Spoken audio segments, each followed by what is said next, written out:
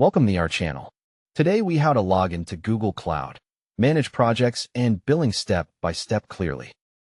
Open your web browser and go to Cloud, Google.com. Click the console button in the top right corner to open the Google Cloud console. If you are not signed in, enter your Google account email and click Next. Enter your password and click Next to complete the login. If you see a security prompt, complete the verification to protect your account.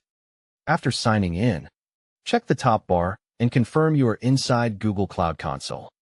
Look at the top left area and click the Project Selector drop-down. In the Project Selector window, review your recent projects list. To open an existing project, click the project name and wait for it to load.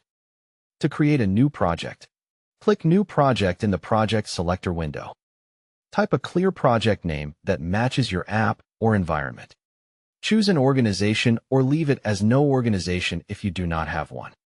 Select a location such as a folder if your account uses folders.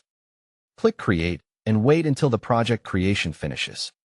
Once created, select the new project from the project selector to activate it.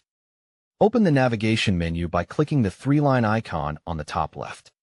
Go to IAM and Admin to check who has access if you are working with a team.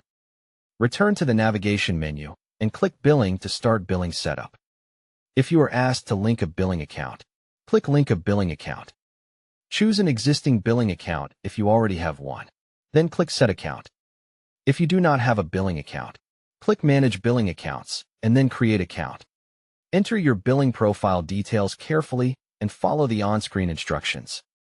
Add a payment method and ensure the billing profile is successfully verified. Go back to billing and confirm the correct billing account is linked to your project. Open billing reports to view spending charts and filter by project or service. Go to Budgets and Alerts and create a budget to control costs from the start. Set budget amount and alert thresholds. Then save to receive notifications.